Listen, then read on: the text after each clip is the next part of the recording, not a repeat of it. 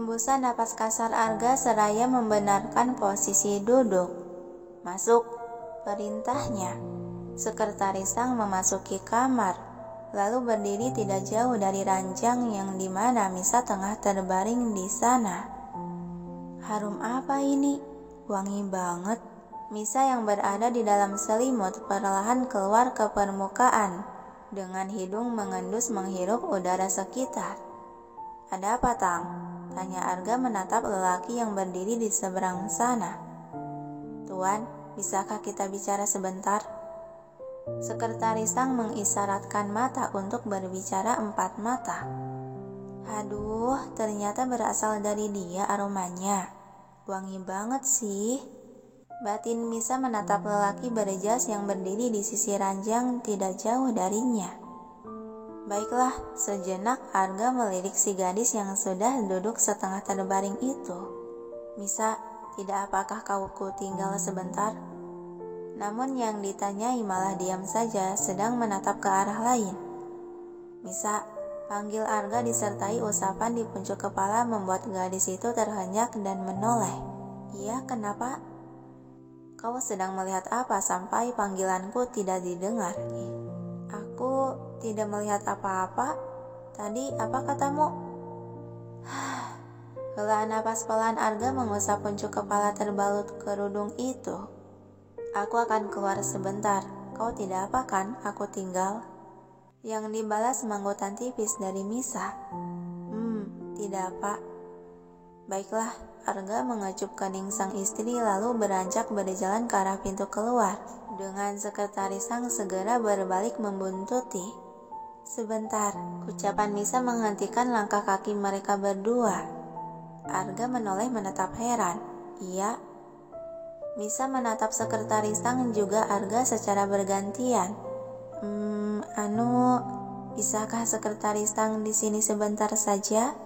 Mendengar hal itu, seketika raut wajah Arga berubah masa menatap dingin ke arah Tang. "Ada apa, Nona?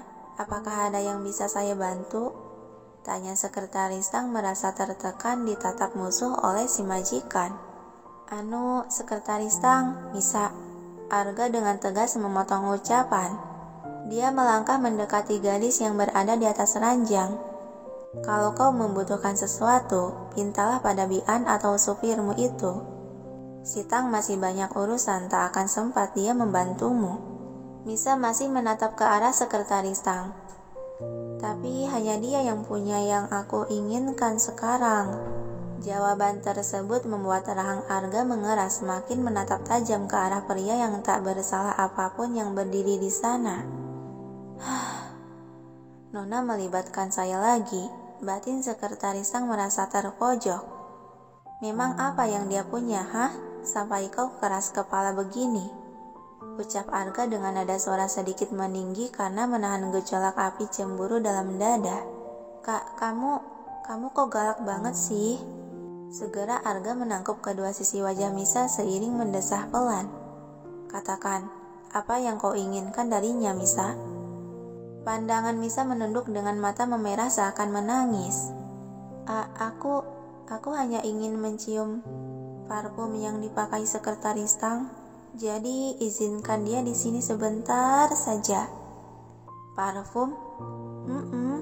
Anggukan kepala lemah Misa mengiyakan. Arga menarik gadis itu ke dalam pelukan agar wajah kemerahan yang penuh amarah dirinya tak terlihat oleh sang istri. Dia menatap sangat tajam dan dingin ke arah sekretaris Tang. "Misa, aku bisa saja memakai parfum milik dia. Jadi kau tidak harus menyuruh Tang berada di sini bersamamu." Sedangkan sekretaris Tang yang menjadi bahan pembicaraan hanya terdiam dan terpaku di tempat melihat keduanya. Dia menghembuskan napas lelah, sudah terbiasa dalam situasi di antara perkelahian dua sejoli ini. "Tapi aku..." "Bisa," sela Arga dengan suara cukup tinggi membuat gadis dalam pelukan tersentak sampai bahunya bergetar. "Kenapa kau berteriak seperti itu, Singa? Aku kan hanya ingin mencium aroma parfumnya dia." Ocehan Misa disela tangisannya di dalam dekapan. "Singa? Celetuk Tang menatap Tanya yang mendapati lirikan tajam dari Arga agar diam tak bersuara. Baiklah, saya akan diam, Tuan.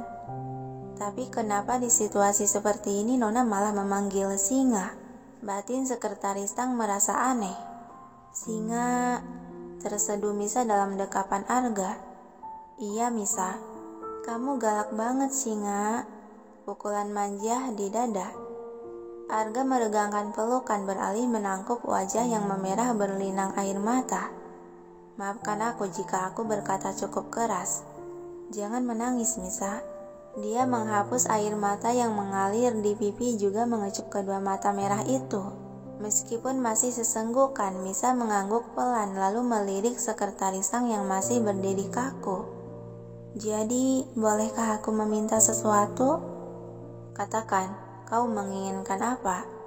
Kali ini suara Arga bernada rendah seraya jemarinya mengusap kedua pipi yang masih memerah itu. Bisakah kamu memakai jas, Sekretaris Tang? Aku ingin mencium aroma parfumnya. Sejenak Arga terdiam menatap dalam diam lalu menghela napas panjang. Tang. Iya Tuan, sahut Tang yang sudah tahu pasti apa yang akan terjadi. Kau dengar kan? Sekretaris Tang melirik gadis yang sedang menatapnya lalu dia menghela napas pelan. Baik Tuan, dengan gerakan pasrah dia melepaskan jas yang dipakai. Kemudian berjalan mendekati ranjang dan memberikan jasnya ke Arga. Kau boleh keluar, nanti ku menyusul. Titah Arga setelah menerima jas. Baik Tuan, Sekretaris Tang menundukkan bahu sebagai hormat lalu berjalan keluar kamar. Sepeninggalan Sekretaris Tang, Misa, kau ingin aku memakainya? Tanya Arga menunjuk jas yang sedang dipegang. Misa mengangguk semangat dan tersenyum.